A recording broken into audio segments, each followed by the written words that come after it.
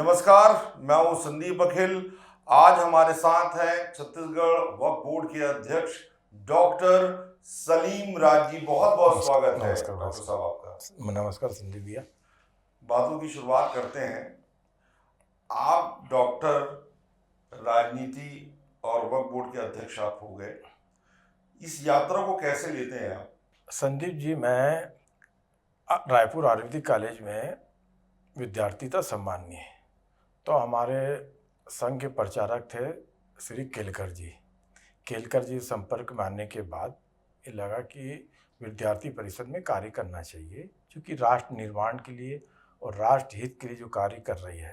तो मैंने विद्यार्थी परिषद से संपर्क साधा और लगातार विद्यार्थी परिषद में कार्य करता रहा। क्योंकि चिकित्सक होने के बाद भी मैं चिकित्सा नहीं कर पाया, क्योंकि पिताजी थे कि बोले डॉक्टर हो जाएगा तो अच्छी जगह रिश्ता हो जाएगा। तो उसके कारण मैं रायपुर आयुर्वेदिक कॉलेज में चिकित्सा करने के बाद विद्यार्थी परिषद में काम करते करते फिर मैं संस्कार भर्ती में काम किया। संस्कार भर्ती के बाद राजमाता सिंधिया जी के द्वारा मेरे को भारतीय जनता पार्टी की सदस्यता दिलाई गई। उसके बाद मैं लगातार भारतीय जनता पार्टी में कार्य कर रहा हूँ। आप राजनीति में आए, ऐसा माना जाता है जो मुस्लिम समुदाय है वो भारतीय जनता पार्टी का उसको समर्थन उतना अधिक नहीं रहता, लेकिन डॉक्टर सलीम राज जैसे व्यक्ति भी भारतीय जनता पार्टी के पास है। तो भारतीय जनता पार्टी का ही या आरएसएस के उस मार्ग पर भी ही चलने का आपने चयन कैसे किया? क्योंकि राष्ट्रीय स्वयं सेवक संघ जीवन में अनुशासन सिखाती है, जात पात की बात नहीं होती है। वहाँ सिर्फ एक भगवा ध्वज होता है, भगवा ध्वज के नीचे सबको झुकना है। वहाँ व्यक्ति की पूजा नहीं होती, भगवा ध्वज की पूजा होती है, भगवा ध्वज की इबादत होती है। तो हमने लगे कि यहाँ तो व्यक्ति नहीं है, सबसे बड़ी संस्था होती है। व्यक्ति तो आना जाना चलते रहता है, कभी मेरा प्रदेश अध्यक्ष रहा, कभी कोई दूसरा अध्यक्ष रहेगा, बाकी जो संस्था तो यथावत रहेंगी। उसके कारण मैं राष्ट्रीय स्वयं सेवक संघ में काम करते करते मुझे लगा, और मुसलमान होने के नाते मुझे संघ में कभी तकलीफ नहीं हुई। मेरे संघ के प्रचारक थे अरविंद जी, बोलते सलीम जी नमाज का टाइम हो गया, नमाज नहीं पढ़ रहे हो। तो वो इतनी भी चिंता करते थे कि मुसलमान हो तो सच्चा मुसलमान रहे, हिंदू रहे तो सच्चा हिंदू रहे। जब दोनों के बाद जब राष्ट्र की बात आए तो राष्ट्र के में दोनों का हमारा एक रास्ता होना चाहिए।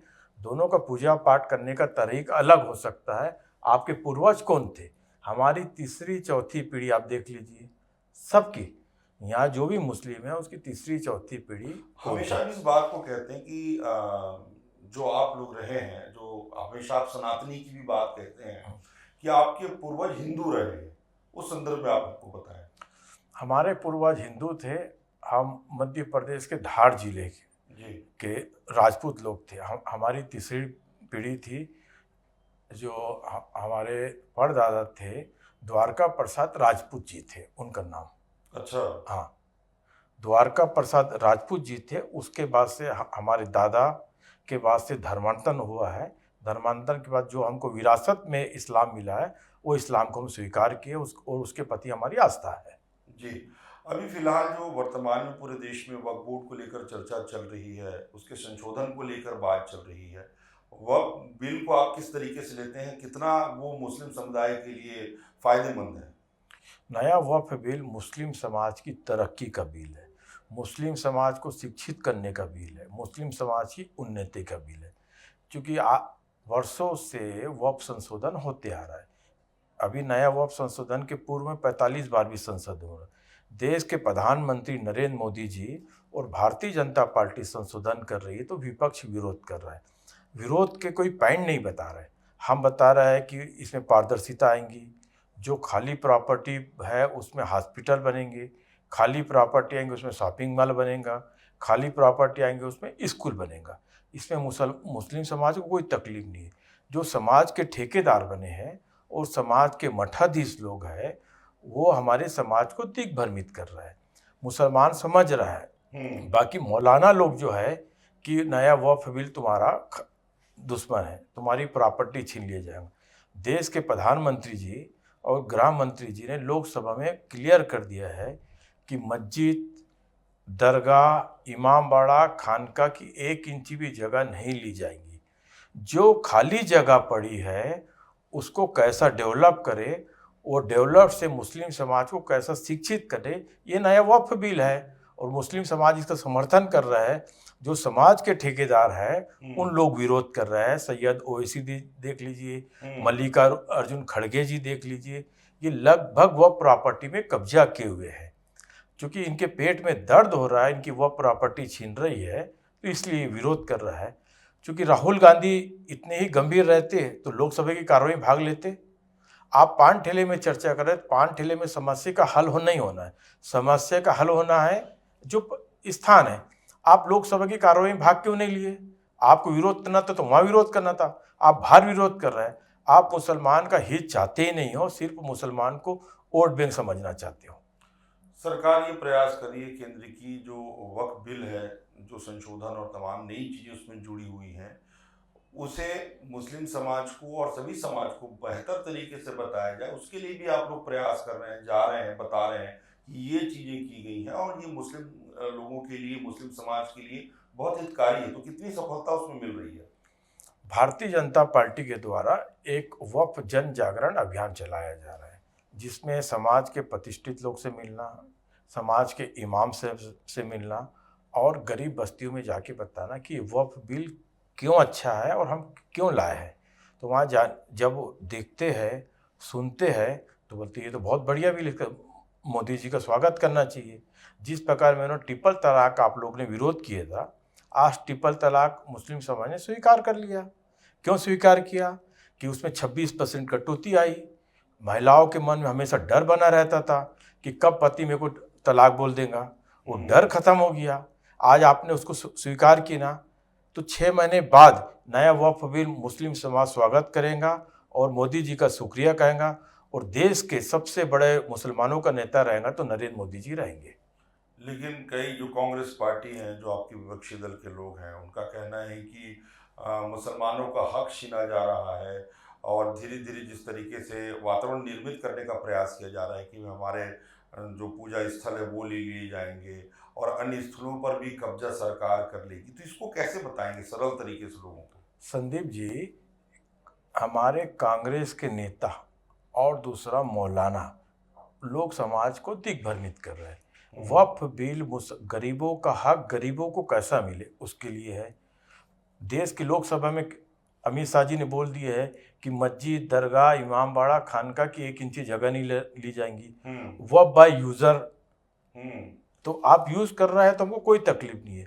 और नया नियम जो लागू होगा वक्फ बिल पास होने के 2025 से लागू होगा। 2025 से। तो ये डर दिखा रहा है। जिस प्रकार कांग्रेस डर दिखाती कि भारतीय जनता पार्टी की सरकार आएंगी तो आपको पाकिस्तान भेज दिया जाएगा, भारतीय जनता पार्टी की सरकार आएंगी तो दंगे करा देंगी। आज ये तय हो गया। आज 14 साल हो गया भारतीय जनता पार्टी की सरकार है। सबसे ज़्यादा सुरक्षित है मुसलमान। एक भी दंगा हुआ, दंगा मुक्त बन गया। और हज सब्सिडी भी के बारे में मुसलमान बदनाम थी। देश के प्रधानमंत्री नरेंद्र मोदी जी ने हज सब्सिडी बंद करके हज 50 से 60 हज़ार रुपये सस्ता हुआ। ये भारतीय जनता पार्टी के शासन में हुआ। पहले हज सब्सिडी बदनाम होते थे, तो हज सब्सिडी बंद भी हुई, उसके बाद भी हज 50 से 60 हज़ार सस्ता हुआ। तो 3 तलाक देख लीजिए, किसका फायदा हुआ? मुसलमानों का हुआ। हज में देख लीजिए, मुसलमान ही जाता है, फायदा किसका हुआ? मदरसों का आधुनिकीकरण भारतीय जनता पार्टी सरकार में हुआ। हम चाहते कि एक हाथ में कुरान रहे तो एक हाथ में कंप्यूटर भी होना चाहिए। जब वो 20 साल का होने के बाद दुनिया देखे तो दुनिया की उसको तालीम भी होना चाहिए। बहुत अच्छी बात। ये चाहते भारतीय जनता पार्टी। तो सच उनको तकलीफ होता है और समाज के लोग जो मठाधीश है वो गुमराह करते हैं। जो जमात है या मदरसा है, यहाँ पर जो शिक्षा होती है, भाई कुरान शरीफ की बात हो, अच्छे नेक विचार किया जाए, परंतु हमेशा मदरसों को लेकर संशय की स्थिति निर्मित हो जाती है कि मदरसों में ही जो देश विरोधी बातें यहाँ से निकलती हैं या अन्य संप्रदाय, अन्य धर्म के लोगों के बारे में बहुत सारी बातें वहाँ होती हैं। तो इस पर आपकी बड़ी जिम्मेदारी है। वक्फ बोर्ड के तो आप अध्यक्ष हैं, मुस्लिम समाज से आते हैं, तो बड़ी जिम्मेदारी आपके ऊपर भी है कि समाज में मदरसे का उपयोग जो है वो केवल अच्छे कार्यों के लिए हो, ना कि अन्य कार्यों के लिए। संदीप जी, 100% मदरसे खराब नहीं है। उसमें 2-4 मदरसे ऐसे हैं जहाँ पर कट्टरपंथी की पढ़ाई की जाती है और गैर मुस्लिमों को आपका दुश्मन बताया जाता है, और वहीं से आतंकवादी की फैक्ट्री चालू होती है।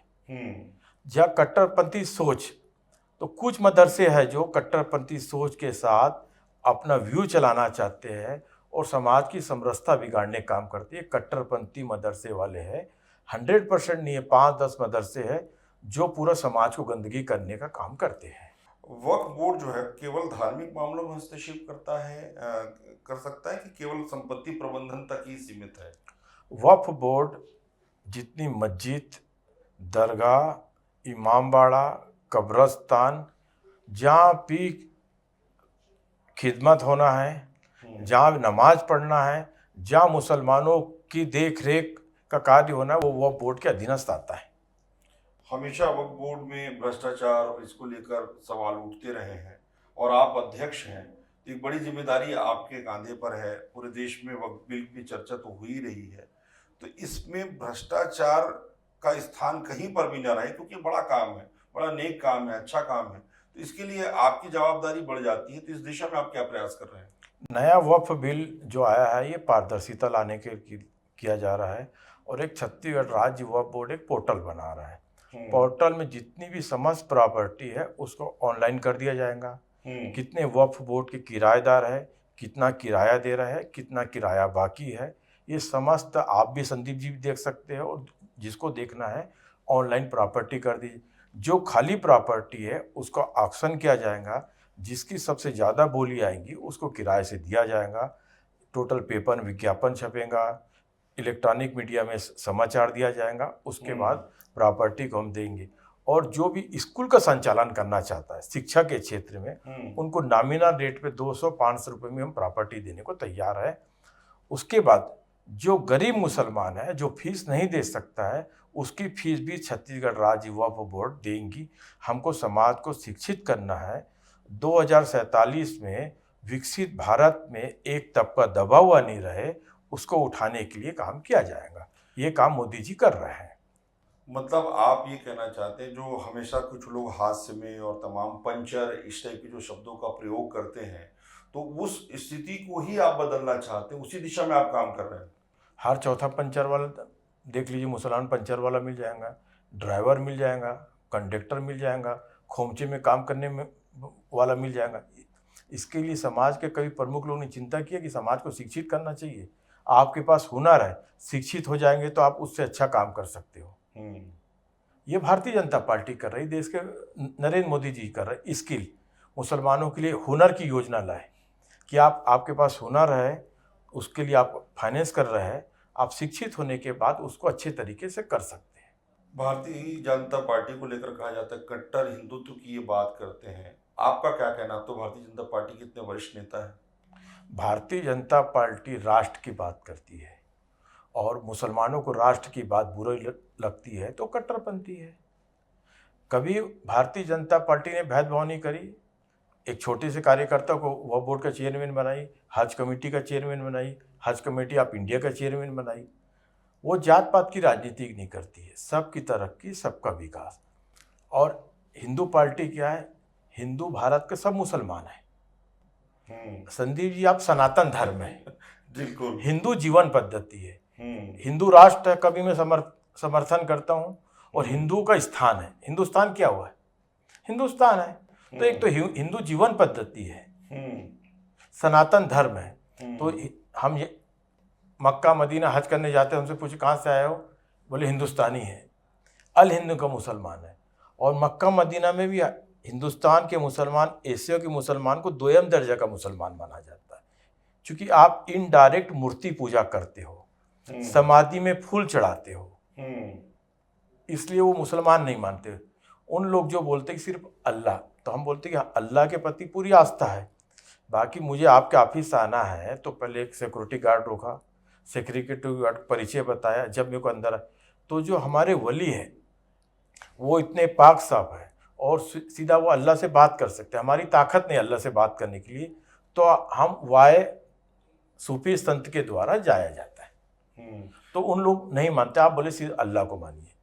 जब आप इतनी बातें बेबाकी से करते हैं तो कई बार आपको दिक्कत भी होती होगी समाज में, जब आप बैठते होंगे तो लोग आपको कहते नहीं कि सलीम भाई आपने ये बात कह दी, आपने ये बात कह दी। समाज का पढ़ा लिखा तबका आप देख लीजिए और दुर्भाग्य देख लीजिए कि गरीब मुस्लिम बस्ती में कभी डॉक्टर इंजीनियर वकील क्यों नहीं रहता।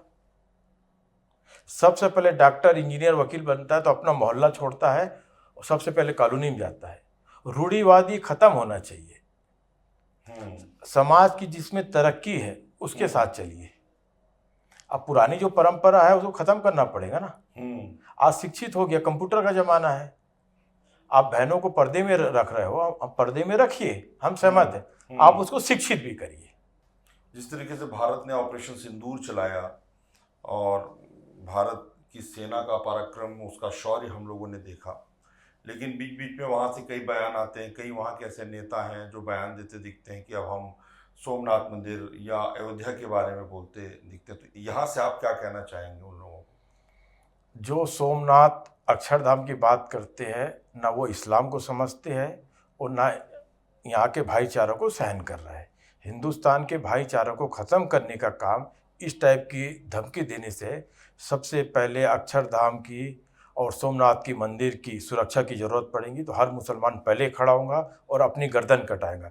हिंदू मुसलमान हम जब भाई भाई बोलते हैं तो जब भाई का परिवार होगा तो हम पहले खड़े होंगे और हर भारत के मुसलमानों को हर धर्म की स्थान की खिदमत करना चाहिए। खिदमत के साथ वहाँ पर उनकी सुरक्षा करना चाहिए। हिंदू भाई कि मंदिर में वार हो रहा है तो पहले मुसलमान जाए और मस्जिद में वार हो रहा है तो हमारा हिंदू भाई जाए। ये होना चाहिए तो भाईचारा कायम रहेगा। धर्म है, राष्ट्र है, राष्ट्र के से हमारी पहचान बनी है। राष्ट्र है तो हम है, हम नहीं है तो मतलब ही नहीं कुछ।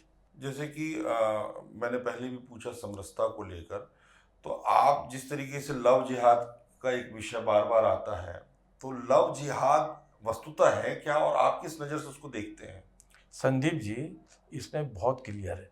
जहाँ लव होगा वहाँ जिहाद नहीं हो सकता, जहाँ जिहाद होगा लव नहीं हो सकता। तो लव जिहाद का तो कोई मतलब नहीं है। लव जिहाद है कि जहाँ प्यार है वहाँ झगड़ा नहीं हो सकता, जहाँ झगड़ा है वहाँ लव नहीं हो सकता। तो लव जिहाद का है।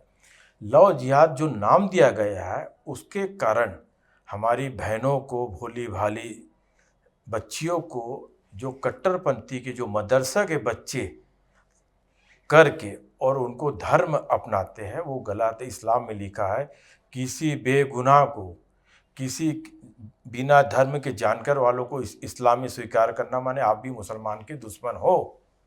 इस्लाम में क्लियर लिखा है। जब तक अब स्वयं इच्छा से इस्लाम स्वीकार नहीं करता है वो इस्लाम एक से उसको करते ही नहीं है।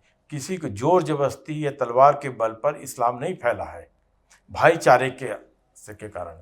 ख्वाजा गरीब नवाज मोइनुद्दीन चिश्ती अजमेर में आए थे, उन्होंने कोई तलवार नहीं चलाई, इस्लाम फैला। देश में दो तरह के मुसलमान आए थे, एक तो ख्वाजा गरीब नवाज आए थे और एक मुग़ल शासन आए थे बाबर। ख्वाजा गरीब नवाज यहाँ इस्लाम फैलाने आए थे और मुग़ल शासन यहाँ की धरती, सोना, बहन बेटी की इज्जत लूटने के लिए आए थे। तो भारत के मुसलमानों का रहनुमा ख्वाजा गरीब नवाज है, बाबर और मुग़ल शासन औरंगजेब नहीं हो सकता। बहुत अच्छा। जैसे बीच बीच में नाम को लेकर भी बड़ा विवाद होता है, जो आपने कहा, जैसे औरंगजेब का नाम हुआ या मुग़ल शासकों का नाम हुआ, कि इनका नाम, क्योंकि ये आपने बोला भी कि ये जिस तरीके से भारत पे आए और भारत को जिस दृष्टि से देखते थे, इनके नाम से सड़कों का नाम या अन्य स्थानों का नाम नहीं होना चाहिए।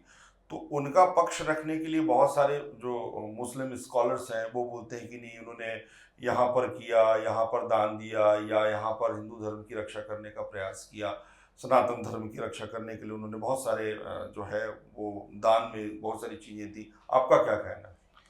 और मेरा व्यक्तिगत विचार ये है कि औरंगजेब आक्रमणधारी था, हिंदू धर्म को नष्ट करने का काम किया। जो अच्छाई थी जनता के सामने है। जो उसका मकबरा को नहीं तोड़ना चाहिए, मकबरा को इसलिए नहीं तोड़ना चाहिए, उसकी पूरा इतिहास लिखना चाहिए कि आक्रमणधारी था, ये था। जैसे ही उसका दर्शन करके जियारत करके आएंगे उसके काले कारनामे पूरे पढ़ना चाहिए। जैसे ही उसके काले कारनामे पढ़ेंगे तो लोग औरंगजेब के मकबरे में थूकना चालू कर देंगे। उसको नष्ट नहीं करना चाहिए। उसकी बुराई जो जो किया है उसको वहाँ पर होर्डिंग लगना चाहिए।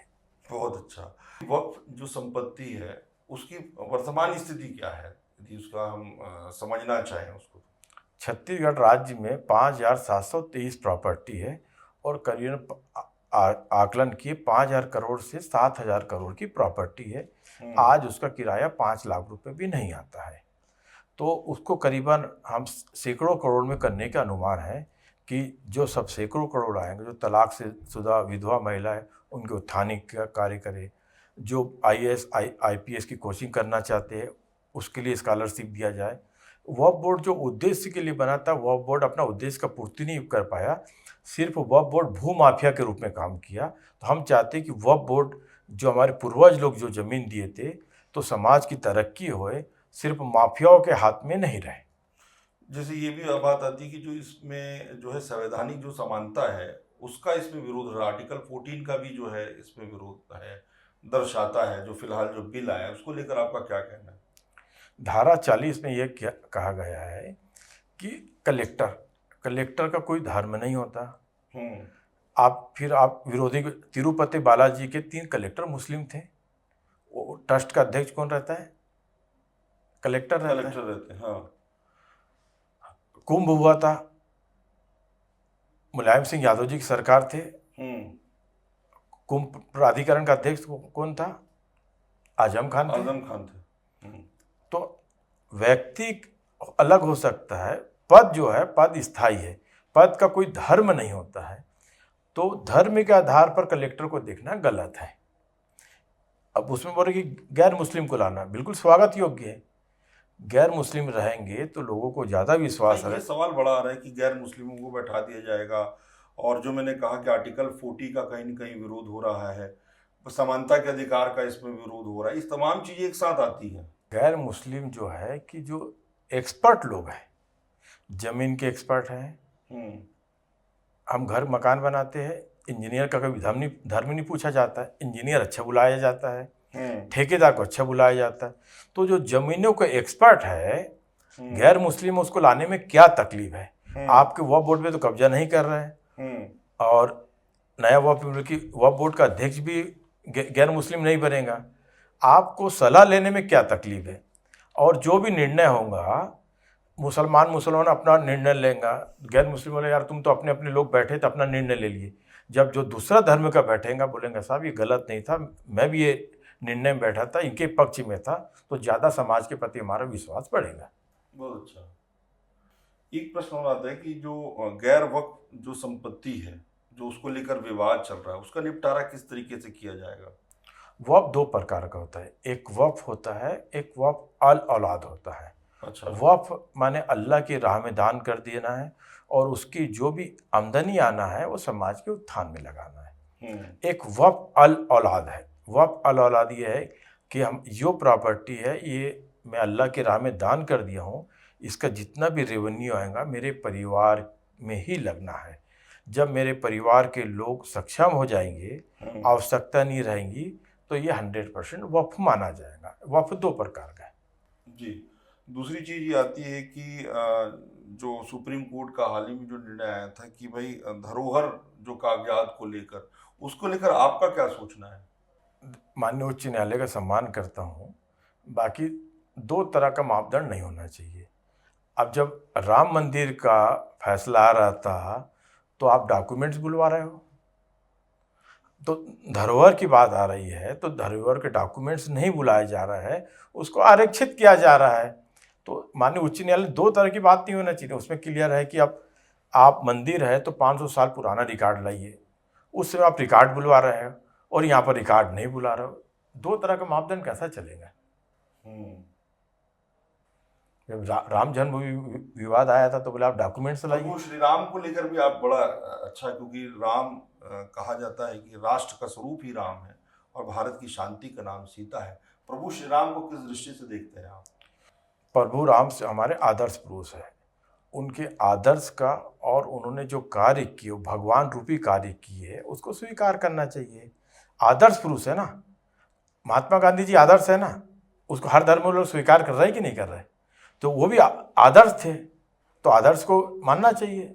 और मैं तो बोलता हूँ, और व्यक्तिगत मेरी राय है कि हर मंत्रालय, शासन में आदर्श राम प्रभु जी का फोटो लगना चाहिए, क्योंकि आदर्श पुरुष थे।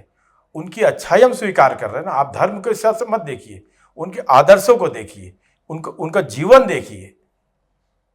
राम मंदिर बनना कितना जरूरी था? राम मंदिर का मुस्लिम समाज को भी स्वागत करना चाहिए। इबादत कहीं भी हो सकती, जन्म स्थल अलग अलग नहीं हो सकता। जन्म स्थल तो एक रहेगा। नमाज मुझे यहाँ पढ़ना, आपके ऑफिस में पढ़ लूँगा, मेरे को मेरे ऑफिस में पढ़ना, मैं अपने ऑफिस में नमाज पढ़ लूँगा। बाबर देश का लुटेरा था, ये तय है। बाबर यहाँ की धरती, अक्षरधाम सबसे लुटते लुटते, सोमनाथ से पैसा लुटते हुए आया वो। तो मुसलमानों का रहनुमा नहीं बन सकता। मुसलमानों को कटघरे में खड़ा करने का काम किया है। मुसलमान जो है, इबादत करना, इबादत आप कहीं भी कर लीजिए, कोई तकलीफ नहीं है। राम जन्मभूमि का मुस्लिम समाज को बड़ा दिल करके, हिंदुओं के भाई के आस्था का केंद्र था, वहाँ जाने से मंदिर बनने में कोई तकलीफ, बनना चाहिए, स्वागत करना चाहिए। जिस दिन मुस्लिम भाई आगे बढ़ के काम करते, आज कोर्ट की जरूरत भी नहीं पड़ती और गंगा जमुना तहजीब हमारी कायम रहती है। अंतिम में आप क्या संदेश छत्तीसगढ़ के लोगों को देना चाहेंगे? वक्फ के आप अध्यक्ष हैं, बड़ी जिम्मेदारी आप पर है कि जो पुरानी जो एक परंपरा है उसको बदलने का जज्बा आपकी आंखों में मैंने देखा है। बड़े जो परिवर्तन आप करेंगे, अपने संदेश के माध्यम से आप हमारे दर्शकों को बताएं। मैं वक्फ बोर्ड के अध्यक्ष के नाते ये चाहता हूँ कि हमारे जो मौलाना साहब है और जो समाज के प्रमुख है, हमारे लोगों को शिक्षित करने का काम करे और वास्तविकता जानकारी दे। कुरान शरीफ घर की बरकत के लिए मत रखिए। कुरान शरीफ का आप हिंदी अनुवाद भी बताइए। और मस्जिद में जो तकरीर होती है, तो हम बोलते हैं कि मस्जिद को राजनीति का अखाड़ा, इबादत की जगह है, अल्लाह की जगह, उसमें इबादत होना चाहिए और अल्लाह के बताए हुए रास्ते वो समझाना चाहिए। तो इसमें विरोध करने की ज़रूरत भी नहीं है। तो मुसलमान समाज को समझना चाहिए और एक बार विचार करना चाहिए कि आपका सच्चा हितैषी कौन है। आप हमें वोट दीजिए, नहीं दीजिए, वो बात की बात है। हम आपकी तरक्की चाहते हैं, तरक्की चाहते हैं, तरक्की चाहते हैं। बहुत अच्छी बात डॉक्टर सलीम राज जी ने की। वक्त के बारे में बताया, सनातन संस्कृति के बारे में उन्होंने बताया और साथ में ये भी बताया कि मुस्लिम जो समुदाय के लोग हैं, युवा हैं, उनका उन्होंने आह्वान किया है कि हम मिलजुल कर जो है अपने प्रदेश को और देश को मजबूत बनाएं। बहुत बहुत धन्यवाद डॉक्टर साहब। बहुत बहुत संदीप भैया, धन्यवाद।